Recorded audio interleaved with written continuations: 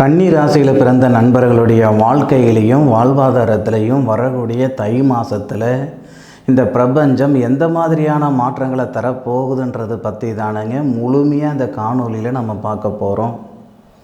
தை மாதம் 1ஆம் தேதி திங்கட்கிழமை அதிகாலை சதய நட்சத்திரம்னு சொல்லக்கூடிய யமனேஸ்வரர் பிறந்த நட்சத்திரத்தில் 4வது பாதத்தில் 319 டிகிரியில் கும்ப ராசி மகர லக்னத்தில் தான் இந்த தை மாதம் பிறக்கப்படுது. அந்த தருணம் கன்னிராசி நண்பர்களுக்கு சாதகமாக இருக்குமா அல்லது பாதகமாக இருக்குமா? கன்னி ராசியாதிபதி புதன் ராசிக்கு 4வது பாவகத்தில் குரு பகவானுடைய ஆதிக்கத்தில் சுபஸ்தானம் சொல்லக்கூடிய குரு பகவானுடைய ஆதிக்கத்தில் இருந்து குரு பகவானுடைய பார்வை வாங்கக்கூடிய அருமையான தருணம் இந்த தை மாதம். அதுபோக குரு பகவான் 8வது பாவகத்தில் இருந்தாலும் இத்தனை நாள் நமக்கு வக்கரமாக இருந்தார்.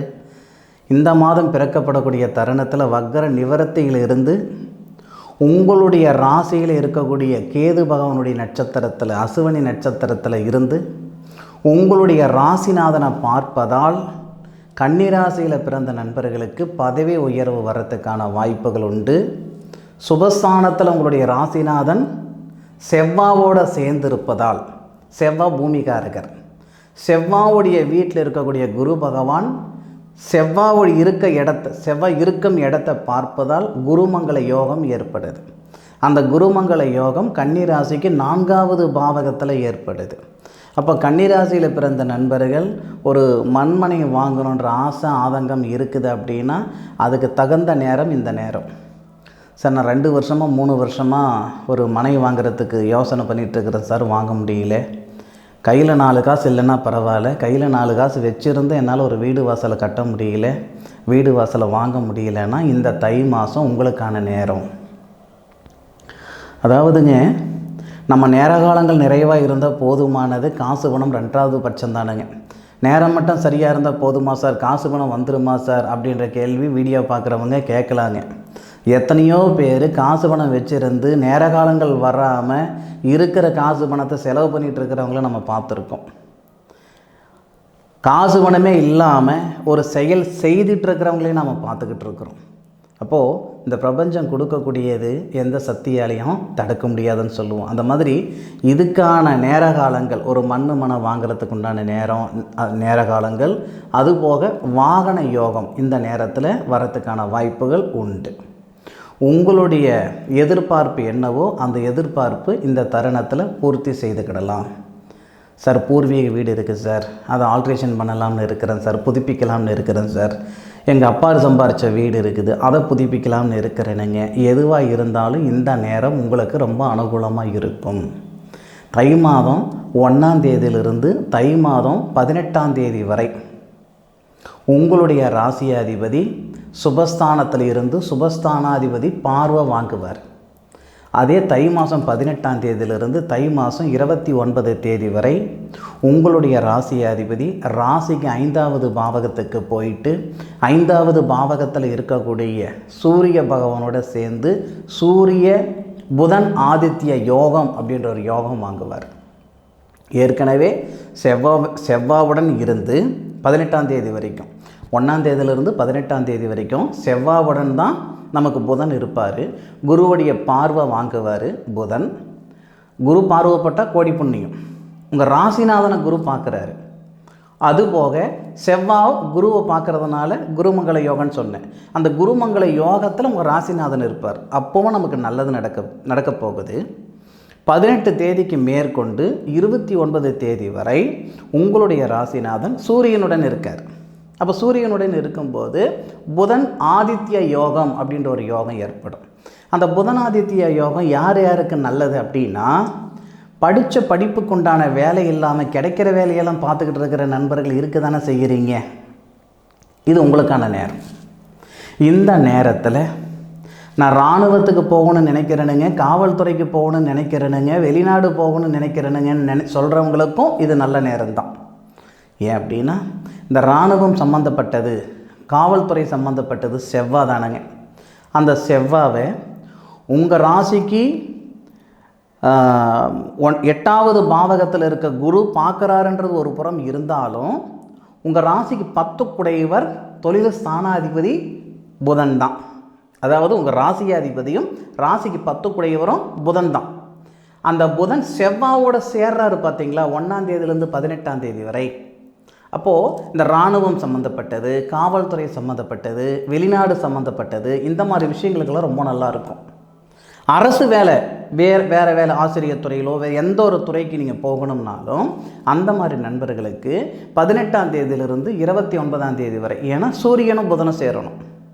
உங்களுடைய சொந்த ஜாதகத்தில் கூட அரசு பதவிக்கு நீங்கள் முயற்சி பண்ணிக்கிட்டு இருக்கிறீங்க அப்படின்னா, ஒன்று சூரியனும் புதனும் சம்மந்தப்பட்டிருக்கணும், ஒரு பாவகத்தில் இருக்கணும்.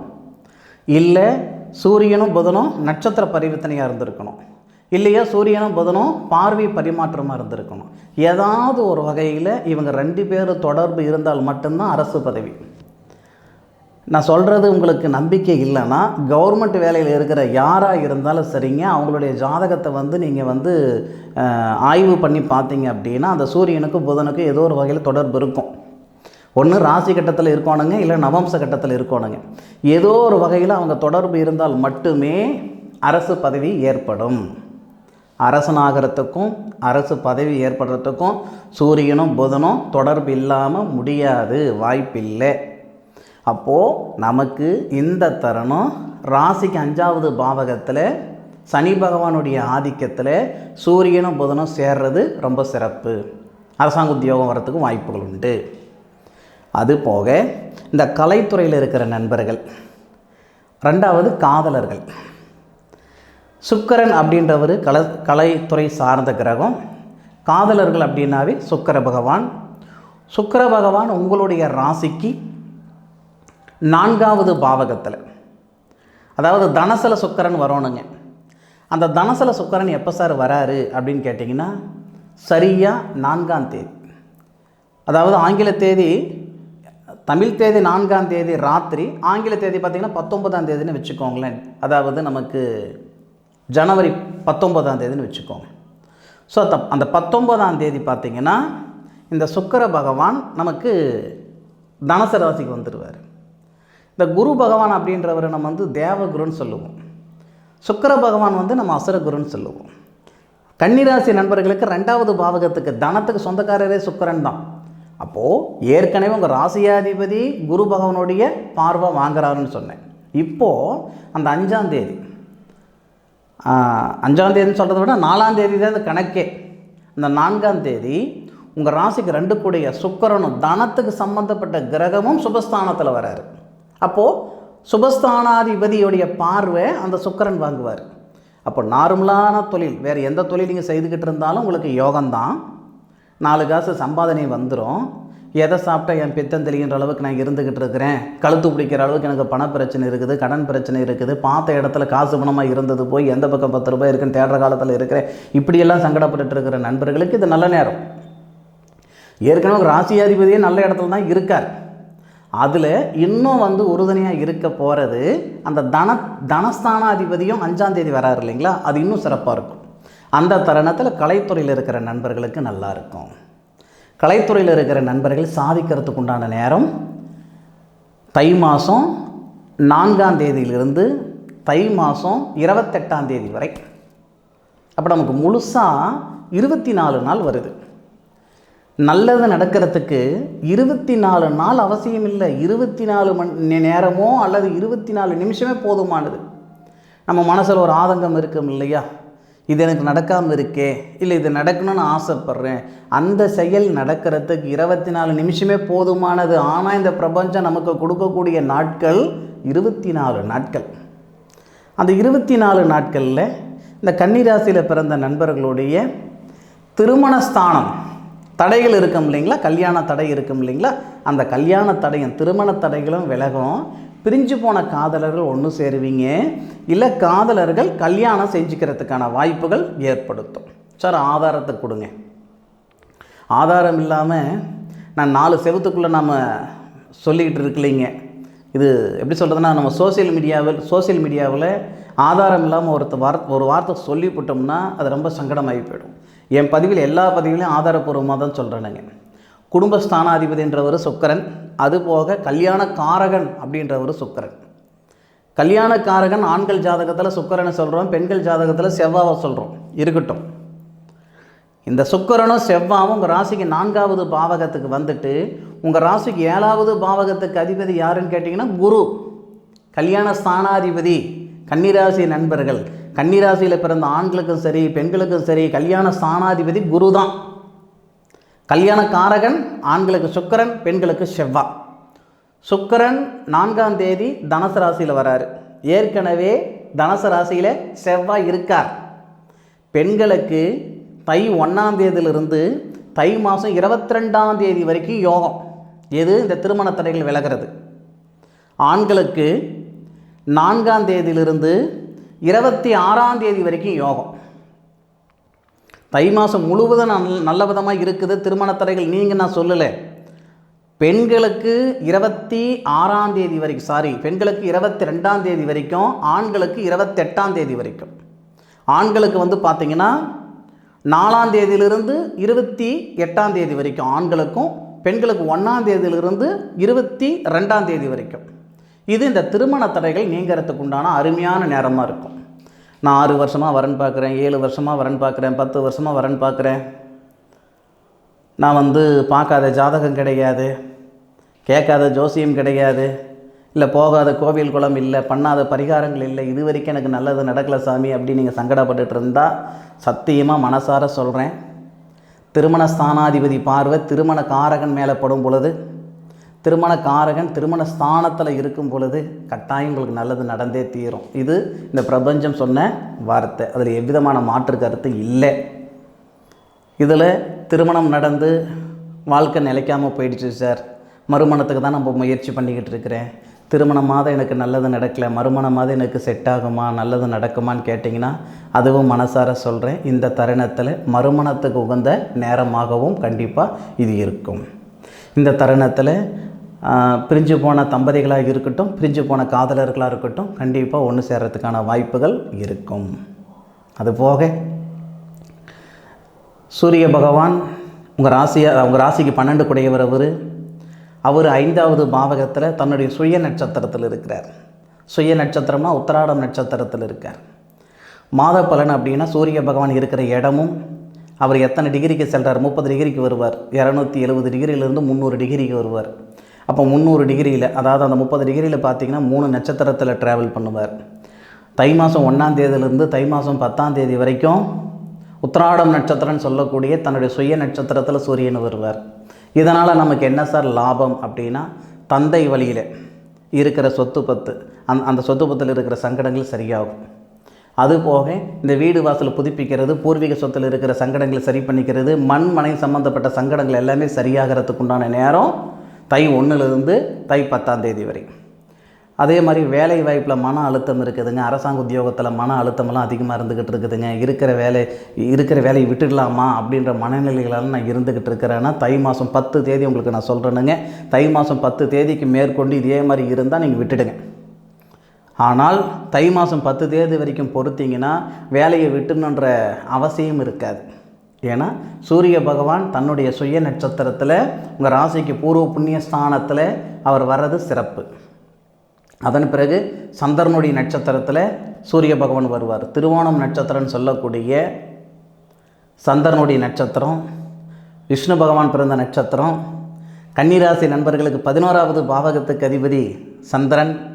அப்போ லாபஸ்தானம், கொடுத்த பணம் வந்து சேர்றதுக்கு உண்டான வாய்ப்பு, பொருளாதாரத்தில் இருக்கிற சங்கடங்கள் சரியாகிறதுக்கான வாய்ப்பு. எத்தனை நாள்? தை மாதம் 23 வரைக்கும். தை மாதம் 10ஆம் தேதியிலிருந்து 13 நாள் எடுத்துக்கிடணும். அப்போ 13 நாள்னா 23 தேதி வரை பொருளாதாரத்தில் இருக்கிற சங்கடங்கள் சரியாகிறது, சந்தோஷமான விஷயங்கள் எல்லாம் வரத்துக்கான வாய்ப்புகள் ஏற்படும். இந்த தருணத்தில் ஒரு சில நண்பர்கள் கடல் தாண்டி போகிறதுக்கான வாய்ப்பு, வெளிநாடு தொடர்புள்ள வேலைகள் வர்றதுக்கு வாய்ப்பு இருக்குது. அதன் பிறகு அந்த 23 தேதிக்கு மேற்கொண்டு 19 தேதி வரை 6 நாள். அந்த 6 நாள் செவ்வாவுடைய நட்சத்திரமான வசுக்கள் பிறந்த நட்சத்திரத்தில் சூரிய பகவான் வருவார். நான் முதல்லையே ஒரு வார்த்தை சொன்னேனுங்க, இந்த மண்ணு மனை வாங்கிறதுக்கான நேர காலங்களும் இருக்குன்னு சொன்னேன் இல்லைங்களா. இந்த தருணத்தில், அதாவது செவ்வாவுடைய நட்சத்திரத்தில் சூரிய பகவான் வரும்போது அருமையான ஒரு இது. மீண்டும் இந்த மாதிரி ஒரு விஷயம் வர்றதுக்கு, இந்த மாதிரி கிரக அமைப்புகள் வர்றதுக்கு 12-13 வருஷம் ஆகும். 23ஆம் தேதி சூரிய பகவான் வந்து செவ்வாவுடைய நட்சத்திரம் அவிட்ட நட்சத்திரத்தில் வராரு. 22ஆம் தேதி சூரியனுடன் செவ்வாவே வராரு. ஏன்னா செவ்வாய் தனுசு ராசியில் இருக்கிறவர் 22ஆம் தேதி தான் மகர ராசிக்கு வராரு. 22ஆம் தேதி வரைக்கும் சந்திரனுடைய நட்சத்திரத்தில் சூரிய பகவான் இருந்தவர் 23ஆம் தேதி செவ்வாவுடைய நட்சத்திரத்தில் வராரு, அவிட்ட நட்சத்திரத்தில் வராரு. அப்போ அந்த செவ்வாய் சூரியனுடனே வந்து சேருவார். அப்போ நமக்கு சூரிய மங்கள யோகம் ஏற்படும். அந்த சூரிய மங்கள யோகம் ஏற்படுறது 2 விஷயத்துக்கு நல்லது. தை மாதம் 26ஆம் தேதி இந்த விஷயம் நடக்குது. 23ஆம் தேதியே வந்துடுறார். யார்? நமக்கு செவ்வாய் வந்துடுவார். அப்போ நமக்கு 22ஆம் தேதி வந்துடுவார். 23, 24, 25, 26, 27, 28, 29 கிட்டத்தட்ட பார்த்திங்கன்னா ஒரு 7 நாள் அருமையான தருணமாக இருக்கும் இந்த கன்னிராசி நண்பர்களுக்கு. புத்திர செல்வம் பெறுகிறதுக்கும், அதுபோக மண்ணு மனம் வாங்கியே தீரணும்னு நினைக்கிற நண்பர்களுக்கு இது நல்ல நேரம். நான் மீண்டும் சொல்கிறேனுங்க, ஜோதிடம் அப்படின்றது நாளைக்கு என்ன நடக்க போகுதுன்றது தெரிஞ்சுக்கிறதுக்கு, அடுத்த மாதம் அடுத்த வருஷம் என்ன நடக்க போகுதுன்றது தெரிஞ்சுக்கிட்டு அதுக்கு தகுந்த மாதிரி ஒரு வேலைப்பாடுகள் நம்ம செய்தால், அதுக்கு தகுந்த மாதிரி ஒரு பாதையில் போனால் நாம் போக வேண்டிய இடத்துக்கு அழகாக போய் சேர்ந்துடலாம். தெரியாத ஊருக்கு நாம்ளாக ஏதோ ஒரு வகையில் போகிறதுக்கும் 4 பேர்கிட்ட வழிகேட்டு போகிறதுக்கும் வித்தியாசம் இருக்குதுங்க. தெரியாத ஊருக்கு நான் வழி கூட நான் கேட்க மாட்டேன், என் கண் எந்த பக்கம் போகுதோ அப்படி தான் நான் போவேன் அப்படின்றது வீம்புக்கு வீரியத்துக்கு வேட்டையாடுறது. அப்படி நாட்கள் கிடையாது. அதிகபட்சம் பார்த்திங்கன்னா இன்றைக்கி இருக்கிற காலகட்டத்தில் 50 வருஷம் இருக்கிறோமா, 60 வருஷம் இருக்கிறோமா, 65 வருஷம் இருக்கிறோமான்னு தெரியாது. அப்போது நம்மளுடைய பாதை என்னவோ, நாம் போய் எந்த இடத்துக்கு போய் சேரணும்னு ஒரு வழி கண்டுபிடிச்சிட்டு அந்த பாதையில் போகிறது தான் நமக்கு புத்திசாலித்தனம். இந்த கன்னிராசியில் பிறந்த நண்பர்களுக்கு சத்தியமாக சொல்கிறேனுங்க, சாமி சத்தியமாக சொல்கிறேன், இந்த மாத கிரகநிலைகளெல்லாம் ரொம்ப நல்ல விதமாக இருக்குது. அதுக்கு தகுந்த மாதிரி ஒரு அமைப்புகளை நம்ம போகும்போது நிச்சயமாக நல்லது நடக்கிறதுக்கான வாய்ப்புகள் இருக்குது. இப்போ கூட பாருங்கள், நேற்று வரைக்கும் ஏன் ஒரு மணி நேரத்துக்கு முன்னாடி கூட நான் உங்கள் கண்ணில் படலை, நான் யாருன்னு தெரியாது, திடீர்னு உங்கள் கண்ணில் பட்டிருக்கேன். இது ஏதோ ஒரு மெசேஜ்னு நினச்சிக்கோங்களேன், இந்த பிரபஞ்சம் கொடுக்கக்கூடிய ஒரு மெசேஜ்னு நினச்சிக்கோங்க. தயவு செய்து முயற்சி பண்ணுங்க. இதில் நிறைய விஷயங்கள் சொல்லியிருக்கிறேனுங்க, எந்தெந்த தேதியில் எந்தெந்த மாதிரி கிரக அமைப்புகள் இருக்குதுன்னு சொல்லியிருக்கேன். முயற்சி பண்ணி பாருங்கள். என்னுடைய காணொலியை முழுமையாக பார்த்ததுக்கு மனசிலிருந்து மனமார்ந்த நன்றிகளை சொல்லிக்கிட்டு, மீண்டும் அடுத்த ஒரு அற்புதமான தருணத்தில் உங்கள் அனைவரையும் சந்திக்கும் வரை உங்களிடமிருந்து விடைபெறுவது உங்கள் வீட்டு ஜோதிட நண்பனான மா காளிதாஸ் மணிகண்டன். திருச்சிற்றம்பலம். வாழ்க வையகம், வாழ்க வளமுடன்.